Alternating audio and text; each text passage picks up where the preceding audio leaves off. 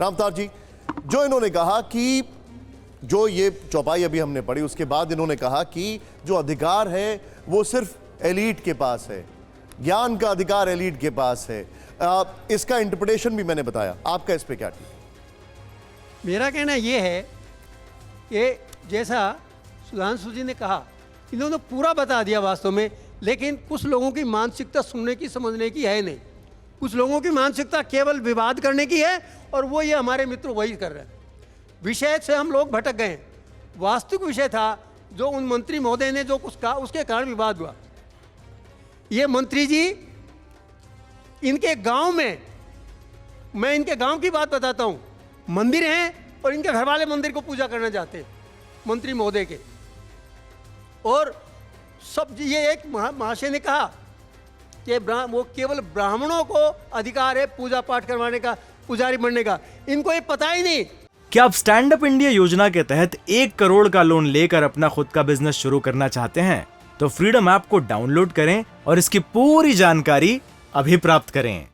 इनके बिहार में अनेकों ऐसे ग्राम देवता हैं जिनका पूजन उस जाति के ही, जैसे अगर कोई यादव है तो यादव है, अगर कोई पासवान है तो उस मंदिर का पुजारी भी पासवान है।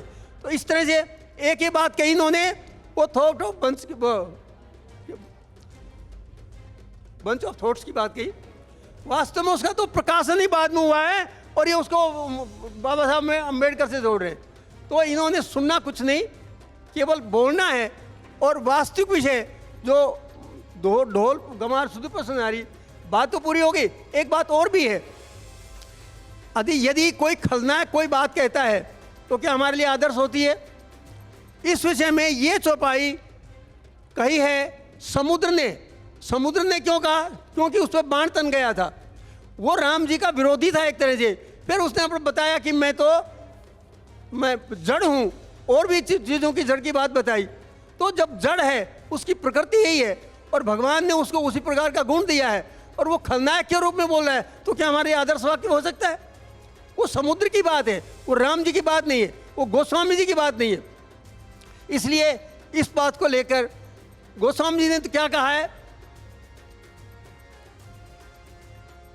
निर्मल मन जन सो मोहि पावा, मोहि भाव, निर्मल मन जन सो मोहि भावा, मोहि कपट छल छिद्र न भावा। हमारे एक और जगह कही गई है, जाति पाति पूछे नहीं कोई, हरि को भजे सो हरि का होई। हमारे पहले वर्ण व्यवस्था थी, वर्ण व्यवस्था में अनेक प्रकार की बदली हुई है, लेकिन कुछ समझना चाहे तो देखिए, एक रघुकुल में थे दंड, उनको क्षत्रिय से निकालकर उसको वनवास भेज दिया गया। क्या आप स्टैंड अप इंडिया योजना के तहत 1 करोड़ का लोन लेकर अपना खुद का बिजनेस शुरू करना चाहते हैं?